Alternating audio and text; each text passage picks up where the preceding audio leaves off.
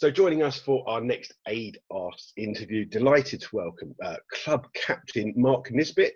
Niz, how are you, sir? You doing well? Yeah, very well, thank you. How are you? Yeah, not too bad, not too bad. I guess you've heard the news about the playoffs today then? Yeah, just heard it. Been on the group text. It's been going through. So yeah, great news. Can't wait. We're going to find out more tomorrow.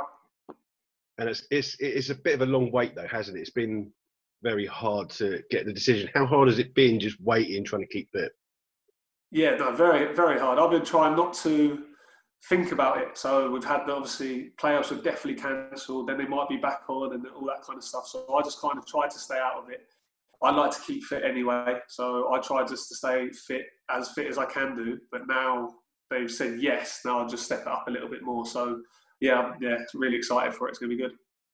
Has it just been a bit of a drag though? You say, like you said, they said yes, then no, now it's yes.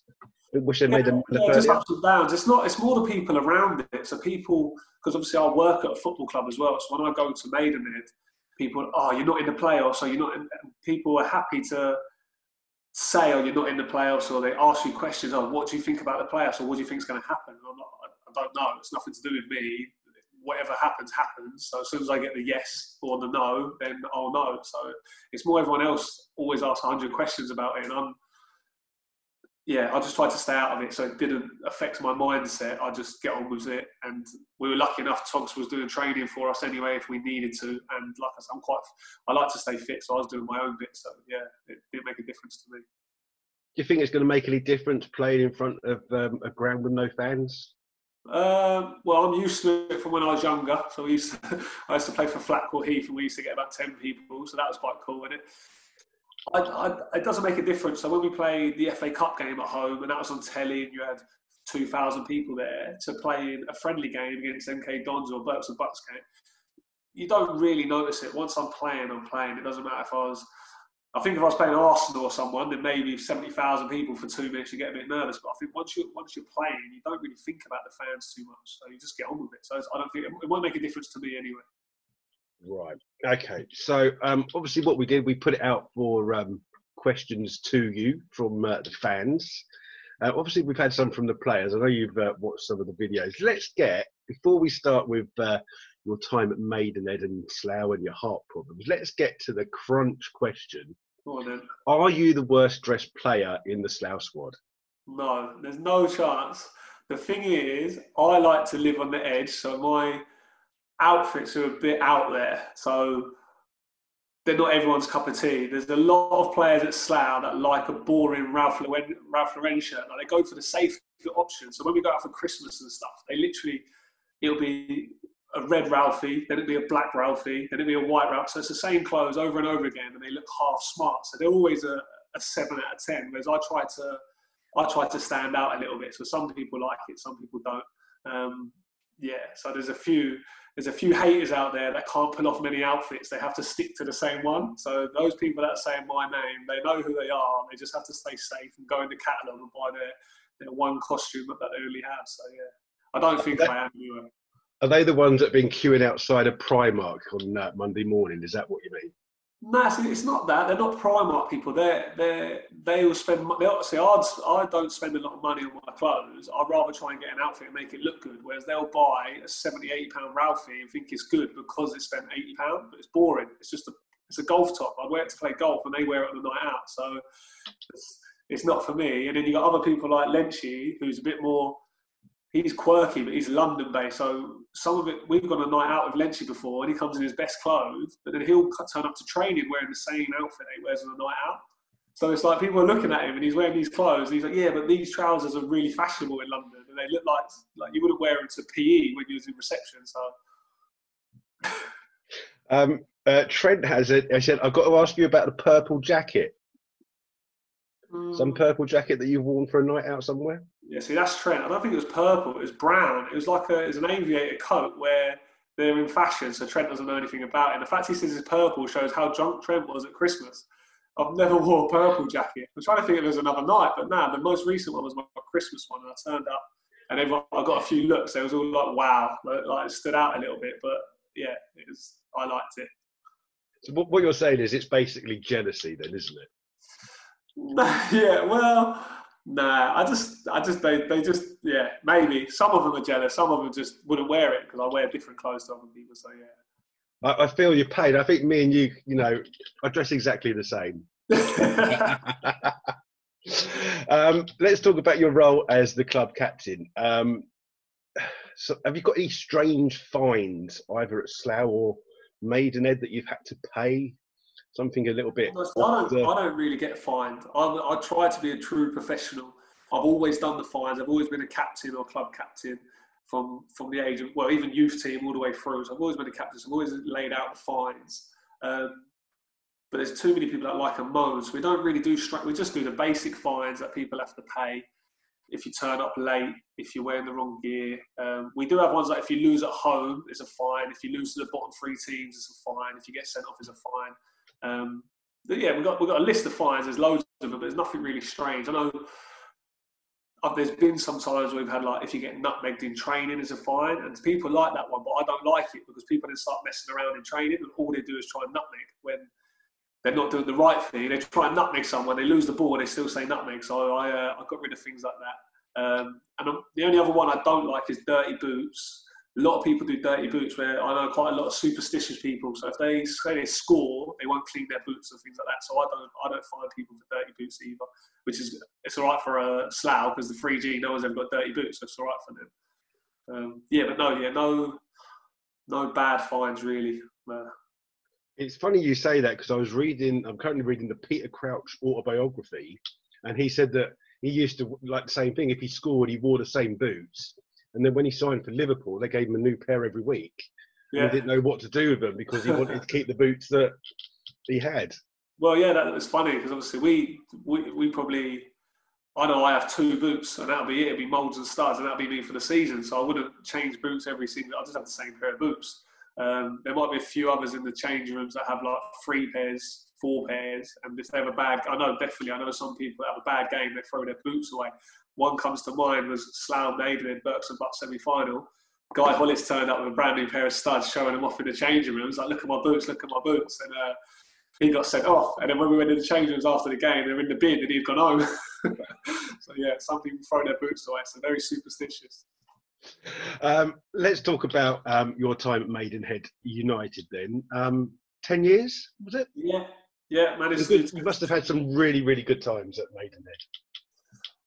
It was all good times. The first year was the best. We got promoted, so that was amazing. Got promoted back into the Conference South, so that was really good. And then, to be fair, the second year was a struggle. Third year, we finished 6th, just outside the playoffs. And after that, the credit crunch hit. The budget got cut. We lost quite a few players, and then from then on, the next 5-6 seasons was really avoiding relegation. So it was tough. It was tough every year. A lot of players coming in and out. A lot of young players and a lot of flair players. So we was never consistent. It was always really good. We always had good cup runs. We always could play against the top 3-4 teams. But when it comes to like the middle teams and the bottom ones, we'd sometimes not turn up. We'd have inconsistent players. But it was a great time. The management was awesome. I still speak to all the management now. Great friends. They come to my wedding. I go around their houses still, play cards, have catch-ups all the time. So the time there was amazing, yeah. And you're the community officer at Maidenhead as well, so your links are still firmly at the club. Yeah, my last season there, I set up a community scheme. I spoke to the chairman of Maidenhead, and I had a plan. I'd spoke to him a few times leading up to it, and for different reasons things didn't happen. And then the last year, he said yes. So he said, let's get it up and running. And he appointed me to work for Maidenhead United, set up a community scheme. And yeah, I'm still there now. So obviously, the last season I was working and playing for Maidenhead. Then I left Maidenhead after 10 seasons, came to Slough, and I was carried on working for Maidenhead United, and still do to this day. And set up a coaching community scheme. And we were talking earlier. You've obviously not been working, but you're trying to get it to go back. How difficult is it for you? Not having that kind of something to do during the day. But how difficult is it for the kids that maybe rely on coming to training twice a week, having a bit of fun, supporting their team? It's got to be quite hard for them as well. I think definitely more so for the children. So at the moment, this is the most time I've ever had off since I was about 17. So even when I go on holidays, my job before this as well was was 24/7. I was a manager, so I was on call all the time, and my stress levels were always through the roof. So I'd wake up, check my phone, go to bed, check my phone, and I live on my phone. So even now, I'll be doing emails at 10:30, 11 o'clock at night. People at Slough think I have a jolly up because I don't do any practical when I leave the house, but I'm on call 24/7. And this is the most time I've ever had off. So I've actually been really enjoying my time at home, not worrying about work, not stressing about work, and been enjoying my kids. My kids have been at home. My partner's kid obviously lives with me as well, so we've got them too. Been looking after them, playing football with them in the garden, having loads of fun. So I've been okay, but we've just started back now, and I sent an email out the other day to say we're going to set up some coaching sessions independently. I had 257 emails in 11 hours, so I was on my laptop from 11 to 11 with constant parents saying yep. And we've just started the session Saturday, just gone, and every parent I spoke to was like, thank you so much for setting these up. The children have been going out of their minds. They've been missing this so much. Some of the children between the ages of 5 and 12, they've put on a little bit of weight. They've been lazy. They've been sitting at home. They're on the PlayStation. Everyone I spoke to was PlayStation, Xbox. I was like, "You've been doing your football skills?" "Oh yeah, we did the first 2 weeks, and then we got bored, so yeah, parents have been pulling their hair out. Children are just sitting at home, not getting out of the house.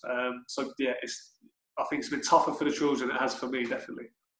I think I'm in the same boat. I think I'd mostly put on more weight just by sitting at home as well. Because when you're, like you, when you're at the football club, you're doing a lot on different nights and stuff, and then you just sat at home doing nothing. So I might have to come along to one of your training sessions to try and lose some weight.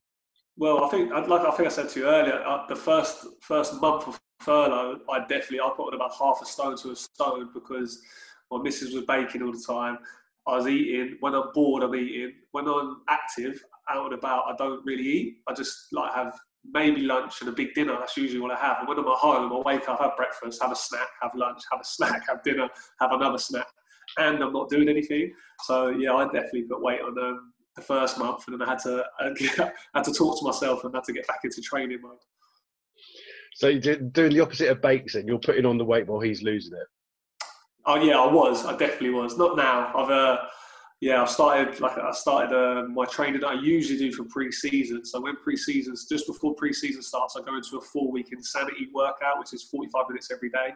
And I've started that. So I've basically started my pre-season very early, thinking the season was done and the playoffs are done. But now they're back. It's worked out good. It's good timing.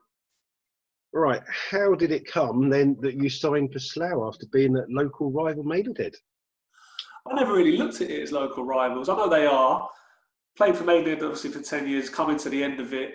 I spoke to Unders and Bakes just before, so obviously Drax had left after 9 years of being together and Alan Devonshire was coming in.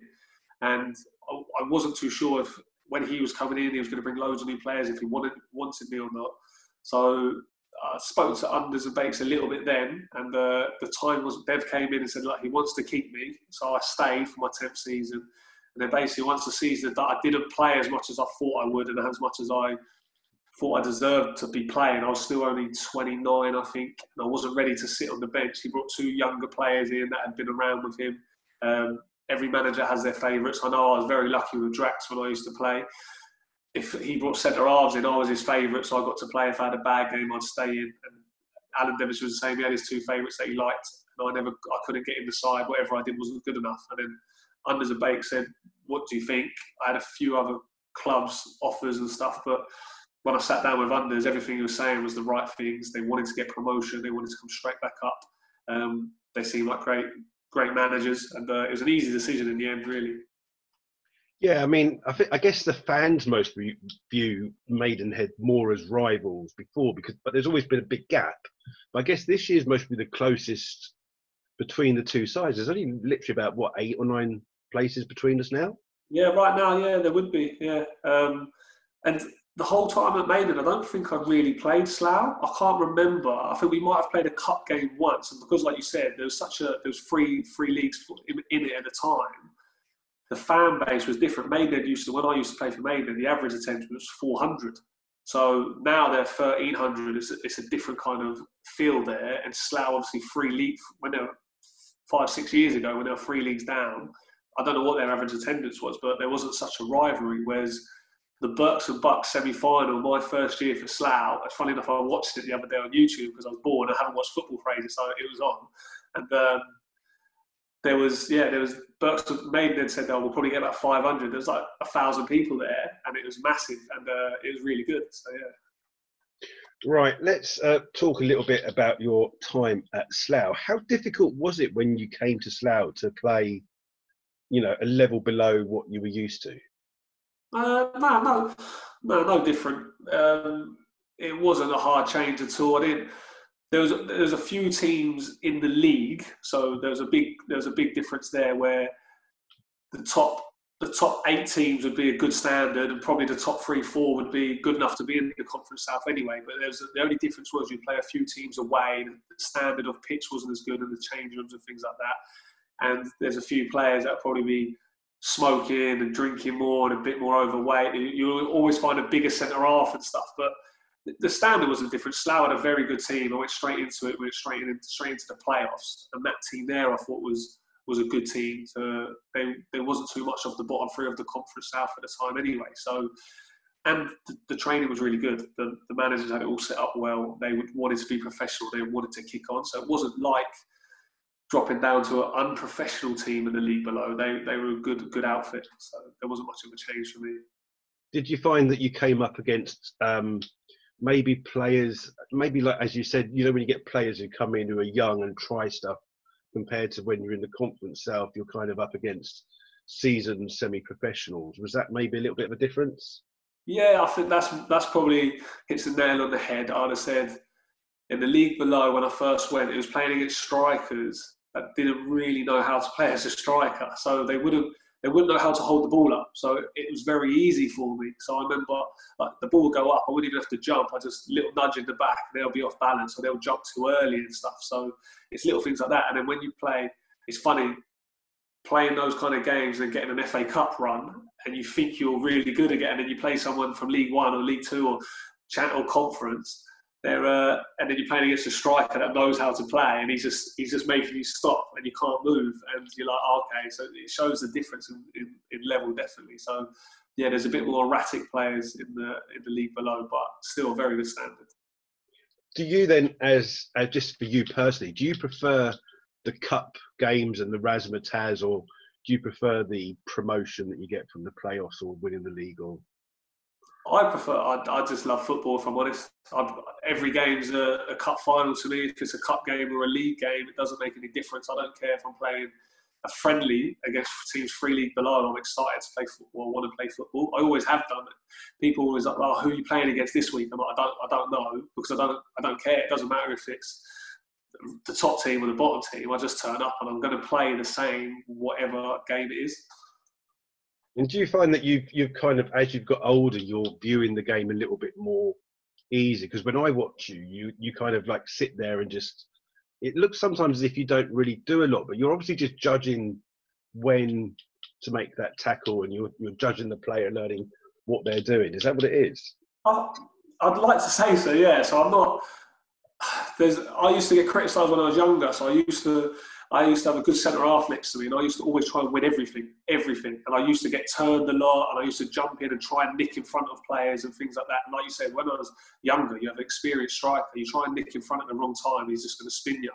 So I think now, obviously, I've learned, I feel, not this year, obviously, but last year was probably my best season. And obviously, I was at my oldest that I've played, so I'm probably not as quick as I was when I was younger, but because of my experience, I felt like I had a good season. I felt like I could just read the game. I've always been able to try and read the game, so I don't need to make those last-ditch tackles where I'm chasing someone. I would already be a yard behind people, or like you said, even I say to some people, I don't really have to jump to win a header, because I either give the striker a nudge or I nick in front of him, so it doesn't look like I'm trying my hardest or competing, but I'm reading the game, or like you said, I step in, nick the ball, and just play it off to someone. So I just keep it nice and simple.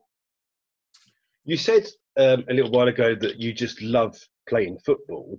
How hard was it for you then earlier this season when you had your heart problems? Obviously, it affects you in your normal life, obviously with your family, but when you can't play football, which is something that you've obviously loved to do. How hard was it for you with those heart problems? Yeah, this was the worst season that I've had by far, and probably one of the worst years of my life because of that reason. They even come to the point that when it first happened, I didn't know if I was going to tell anyone because I knew the consequences that I wouldn't be able to play, and so because the first couple of sessions and training sessions and matches I played with it, and I just couldn't breathe, and I was struggling to breathe, like I was nearly passing out playing. But I knew if I told Bakes and Unders, they wouldn't let me play, and the doctors wouldn't let me play. So I had to really think hard about it. But I had, at the end of the day, once it got out, I couldn't control it, and people were like, well, no, and the doctors and the hospital saying, no, you could die if you carry on playing and things like that. Like we just don't know the risk. So then, once that had sunk in, I was a bit down for a while, and going to training and going to the matches. I remember Unders tried to help me and said, do you want to do the warm-up? Do you want to help do the warm-up? Do you want to do a bit of coaching and stuff? And I couldn't bring myself to do it. I was just too upset. I didn't want to do it. I didn't want to be part of it. I just wanted to go in a shell, get my heart better, and then come back as quick as I could.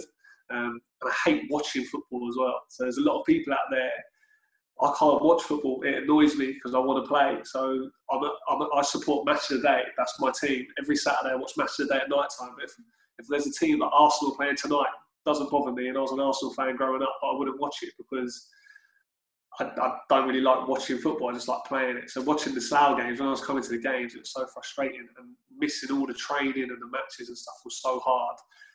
To the point that Unders and Bakes kept telling me, because I kept putting my kit on and kept going out and kept trying to join in. And I was like, yeah, no, I'm all right, I'm fine. And then I could just sit and feel their eyes on me all the time. And they kept pulling me back saying, no, just wait, you'll get it sorted. And then finally I had the operation to get everything sorted. And they'd done the operation on a Thursday. I missed training to have the operation.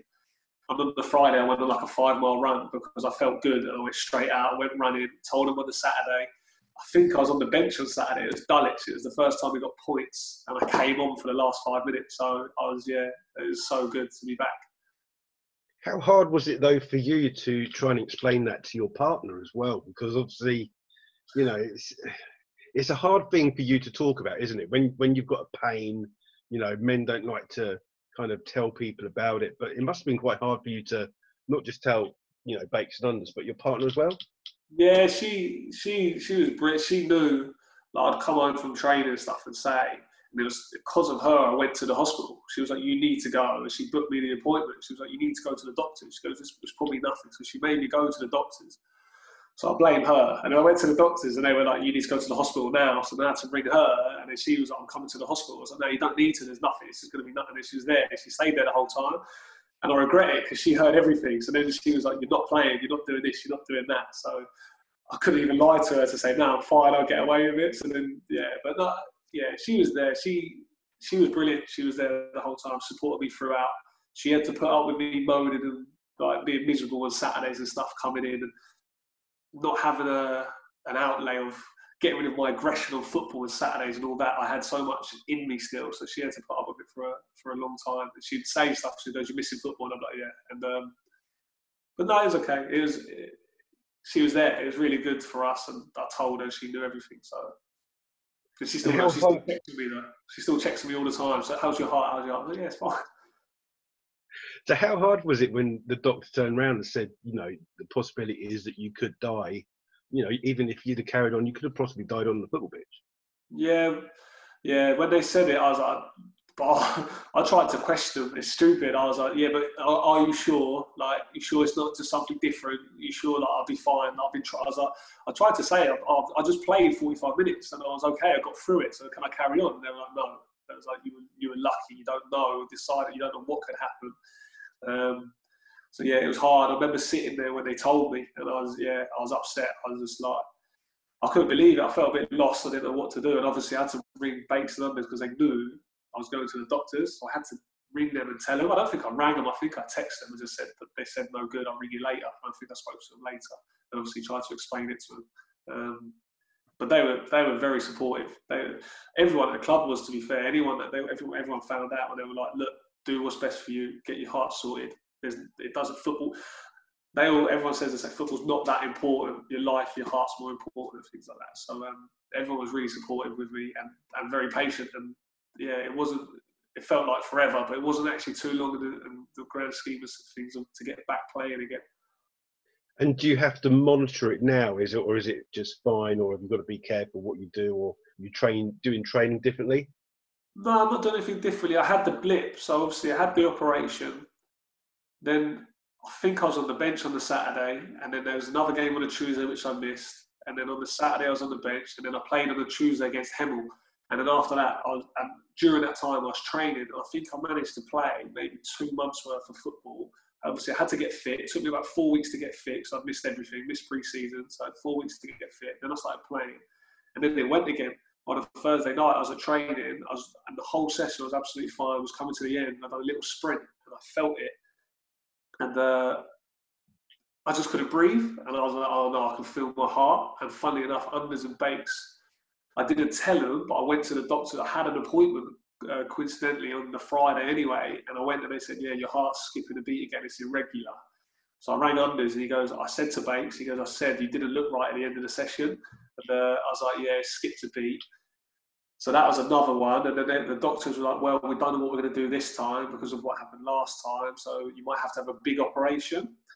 And the question was, I said to them, I said, well, if it's just jumped out, can it jump back in? And I spoke to 2 different doctors. They said, no, it can't jump back in. And I was like, okay, so I have to have this big operation.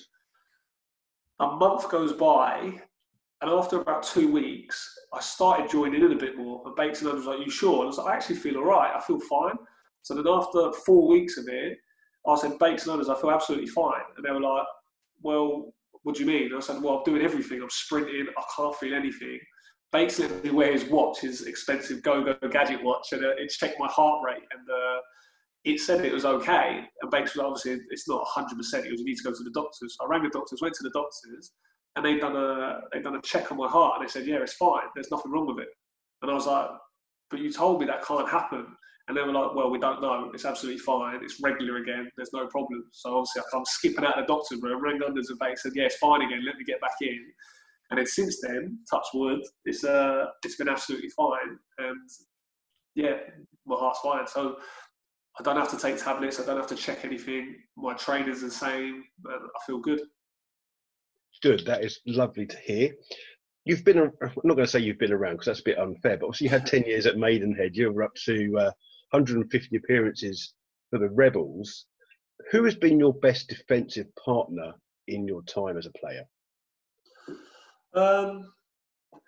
It's a tough one. There's been a lot of defenders. I think the best defender I've played with is someone who I still work with now. A very good friend of mine is Nevin Soroya. So he joined Maidenhead, and he was a massive influence on me. He was the one that taught me about not diving in so much, and he kind of put a rein on me. He was very experienced, a lot older, and by far the best centre half. As in, he's 6'4". He was aggressive. He didn't lose a header. Right foot, left foot, composed on the ball. He was unbelievable. And at this time in his career, he was working for DHL, smoking 40 fags a day, drinking 20 cans of Red Bull. No diet to speak of, and he was still the best centre half I'd seen. So there's a few players I've played with that have gone on to be professional, and sometimes it is luck and who you know and what, like being spotted at the right time. But he's the best centre half I've ever played with. But as a partnership, I think Guy Hollis. I love playing with Guy. We have a good understanding. He's the opposite to me. He's quick. He gets around. He just loves a scrap, loves a fight. And I usually let him do all the doggy work, and I just mop up everything after him and make sure, like, if anything, so I just cover him, and vice versa. If he needs to, he can get round me and he covers me as well. So he's good person to work with, and he's not big-headed at all. If I'm talking to him, we just, if I do something wrong, he'll tell me. If he does something wrong, I'll tell him, and he just says, yeah, we get on with it. There's no egos there between us. We just say it how it is. We look each other in the eye. And if he messes up, he goes, yeah, sorry. If I mess up, I say sorry, and we just get on with it. So, yeah, I like playing with Guy. Was Nevin at Yedding? Yes, he was. I'm sure he played again in the game against Newcastle, didn't he? So they beat Slough in the previous round. Yeah, he did. So he was at Brentford as a pro, and then when he got released, like a lot of pros, didn't know what to do with himself, kind of wanted to give up football. and Drax knew of him, and Drax was at Yedden at the time, and he said, look, just come down, I just want you to play. And he had loads of clubs asking him to go, and he didn't want to go to him, but he went to Drax, and then he played for Yedden. They got into the FA Cup third round and stuff, yeah. And then Drax is such a nice guy, you kind of never want to leave him, so you just stay with him, and he stayed with him for a little while before going to Australia, and then he played out there for a little bit before coming back. Yeah. Right. So what does the future hold for you then? Are you going to be, because obviously you're coaching kids, do you plan to be a coach or is it a manager? I know it's a good 6-7 years down the line, but... I think a manager. So I think a manager, not a coach. So I do coach the children, but again, my day job, I'm the operations manager of the community scheme. So I organise the coaches. So I get the coaches to go and do all the coaching sessions. I help with a little bit of wisdom where I can and say this is a good session and things like that. But I'm not really like a Lee Togwell. Togs is a coach. He loves coaching. He's very good at coaching. Whereas I'm more of a man manager. So I'd rather manage a team, speak to players individually, help them where I can, and I'd have a coach working for me and do the coaching part, and obviously work well with a coach and do it differently. Yeah. So I think I'll be a manager if I can. Right, so I'm going to pose this question to you then. In 10 years' time, there's 2 jobs available, manager of Maidenhead United or manager of Slough Town. Which one are you taking? What, the same division? Yeah, go on. Oh, it's tough. As anything, as a job, it's about you sit down with a chairman and see what they want from the club. If whoever have the biggest ambitions is the club I'd go to. So because I played for Maidenhead for 10 years, if Slough had bigger ambitions, they're nice brand new stadium and they're looking to get promoted and Maidenhead are looking to avoid relegation, then I'd go to the club that suits. So yeah, I'd be wanting to go to a team that wins. So, but apart from that, I don't know either. So whichever club looks the best. Right. Okay. So let's move on to the ones that everyone always asks. Best ground that you've played at? Best ground. I think the best ground I played at is MK Dons Stadium. So I was lucky enough. MK were in the Bucks and Bucks, and we managed to get them in one of the rounds many years ago. And it was just as their stadium opened up. So it was brand new, and I was young as well. I was 24, 25. And so we played the Bucks and Bucks game there in front of about 12 people. So it's I don't know what it is, 20,000 seater or something. And it echoed the whole game. But the stadium was amazing. And I remember there was baths. So in the change rooms, you go in the change room, they had all the showers, everything was kitted out, but they had like 4 baths in there as well. So it was the first time I saw a bath in the change room, like a nice one, not like a hot tub where 20 guys used to jump in, but they had single baths. So I got in the bath just because there was a bath there after the game. I got in the bath. Was that the ground that was kind of near like a retail park? Was that I believe so. Yeah. So yeah, I think we went there on a cup game as well. Carriage run. I think it literally just pops out of nowhere. Massive. Yeah. Yeah, I think we went for a cup game there, and there was about 13 people there, but you still had to queue up and get a ticket to go in. I'm sure it's still what MK Dons play at now, so it's where we're staying there now because it's there. Yeah, it was new. I think it was the year it was built was when we played there. I think. But, yeah. Right. Next question is best match that you played in. That was a tough one. So people ask me that all the time. Obviously, got all the FA Cup games that I've played in. They're all a great occasion. But for feelings, it's funny. So there's 2. They go hand in hand. So there was in 2006, I played Kings Lynn in the playoff semi-final. We won 1-0 and I scored. And the same as kind of this one, we were 5th. They were 2nd. They were 2nd all year round. We went there. I think at the time it was 1,500 fans there, but it was only 50 Maidenhead fans. And we scored because we was the underdogs. We only just got into the playoffs last game of the season. I scored to make it. We won the game 1-0. So that was my best game, as much as Slough promotion, Kings Lynn away, Manny scoring 1-0 and getting promoted. So those 2 games go hand in hand, I think. So both times against Kings Lynn away, winning 1-0 late on. Okay. So best player you've played with, best player you've played against. Ooh, best player I've played with is a player called David Clark. We all called him Clarky. He was at Maidenhead with me. He was, I think he was about 35 when he come to Maidenhead, which isn't that old, but is old in football terms. And he was unbelievable. He never gave the ball away. No one could ever get near him. the centre midfield god. He played in the game you said about earlier with Yedin, and he played for Yedin centre midfield against Newcastle, and Newcastle I think had David Batty playing centre midfield and someone else. And after the game, Bobby Robson went up to Drax and said, "Oh, who's your midfielder?" And they were like, "Oh, David." He was like, "How old is he?" And they were like, "He's 32." And they were like, "Oh, okay, don't worry about it." But he bossed the game. Like even Newcastle, they couldn't get near him. So definitely by far best player I've played with, David Clark. Not many people, my friends know of him because I was a little bit older back then. But yeah, definitely Clarkie. Best player I've played against is a tough one. Don't really know. I wouldn't know who to say. It'd have to be a striker, the one that gives me the most. I played against Jay Simpson in a friendly. He was playing for Arsenal. We played him in a friendly, and he only played half a game. He probably wasn't even that bothered. And I remember thinking he's not that big, so I've got a chance. And I literally couldn't get near, like I couldn't get around him or anything. He just pinned me the whole game. He was a good player. But then, yeah, apart from that, not really as a name, but players I play against. The only other one is Alex Wall, who played for Canvey Island, now at Woking. He was at Maiden with me as well. He's just an animal to play against. He just doesn't give you a second to breathe. He just runs into you, just elbows you, kicks you by mistake. So he's hard to play against. Yeah, I think him. Okay, yeah, we all know Alex Wall from getting guy sent off the other season before last at Concord, wasn't it? Was it here? I don't know if it was. I don't think it was Alex against. He wasn't. I don't know if Alex went through on goal. It might have been. I don't know. I can't remember. I know Guy got sent off because he was the last man or something. But yeah, I don't know if it was against Alex. I can't remember. I think it was. Yeah. Okay. Have you got a funny story that you can tell us that's broadcastable? No. All of our funny stories that happen. I'm not. Yeah, no one's allowed to know about them. I'm afraid we've got. It's funny because I was trying to think of some funny stories with the boys, but it's not. The change room's amazing. The boys are all funny, and it's a non-stop laugh the whole time you're there. But it's not funny stories. It's just more sarcasm and quick banter. We play cards on the coach together, and the barbecues and stuff at Unders' house are amazing, and we just have a really good time. But I couldn't think of any funny stories that could come out. I was thinking hard as well, but there's no things that stand out. It's probably, there isn't anything. I can't think of any funny stories that stand out, I'm afraid.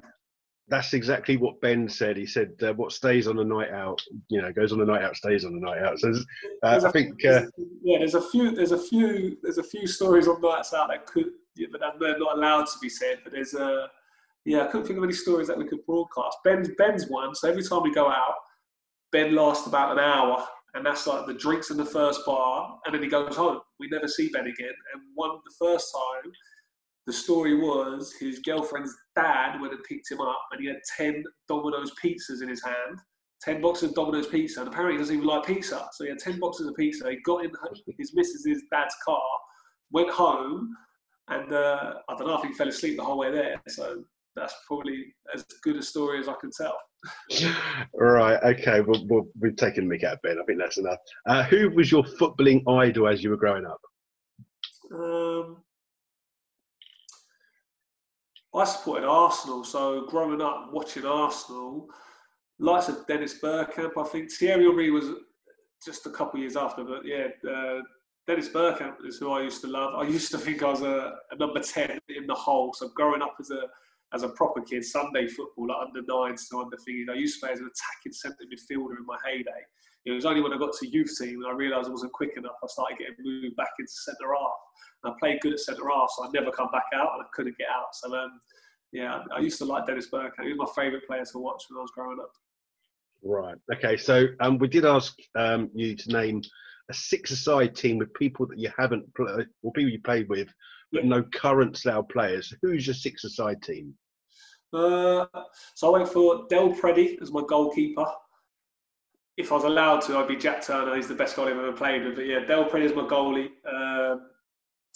I didn't realise I said Nev Soroya as a centre half. I put Clarkie and Greeny. So Daniel Green, good friend of mine, plays for Willstone, just got promoted. He was with me at Maiden, very talented centre midfielder. And then Alex Wall up front. And then for another defender, I went for Grant Cooper. So it would be Nev and Grant Cooper at the back. Greeny and Clarkey in midfield, Alex up front, and then Del Peretti in goal. Rightio. Couple of quick ones just to end the interview. Only Fools and Horses or Afterlife? Oh, Only Fools and Horses. Which team? I do like both, but Only Fools and Horses is a classic. Football's changing, isn't it now? Afterlife seems to be very popular with the Yeah, don't get me wrong, I did like it, but you can't beat Only Fools and Horses. It's a classic. It's how old is it? I can still watch every episode now, and it still makes me laugh. So, right. Which TV show would you like to be on if you could be on a TV show? Match of the Day. Does that count? You can have that. That's fine. That's not a problem. Presented it. Nah, just scoring on it. I'd like to. I think I've been on it once. FA Cup game, Maiden versus Horsham. Horsham were 2 leagues below. It was the first round, and we lost 4-2 to Horsham. And the goal before half time, it fell to me on the edge of the box, and I kicked it out as a clearance. And Alan Shearer said, just a amble clearance by a centre half or something, non-league centre half or something like that. And it went straight to their guy, and like halfway, and he took 2 touches and put it in the top corner. So that was my Match of the Day story. Yeah, that's it. So something better than that. Right. Who would play you in the Hollywood blockbuster that is the Mark Nisbet story? Guy Hollis. Nah, I wish. Who would play me? I would want Brad Pitt or Gerard Butler to play me, but I don't think they would, so I don't know. Tom Hardy, one of those guys. I'll take one of them, any one of them. Rightio. And the last question that we always give is the duck question. You've got a choice. You can fight 10 duck-sized Kings Lynn players or 1 Kings Lynn-sized player duck. Who is it going to be? I'll take the 1 player. What is it? So 1 duck-sized player. So yeah, 1 player-sized duck. Yeah. I'll fight them all. Give me all of them. Brilliant. Niz, thank you very much for joining us this evening. Thank you for taking the time out to join us. That's all right. Anytime, you're welcome. Stay safe, and hopefully we'll see you on the football field very soon. Yeah, fingers crossed. Thanks, mate. Nice one. Okay, see you later. Cheers.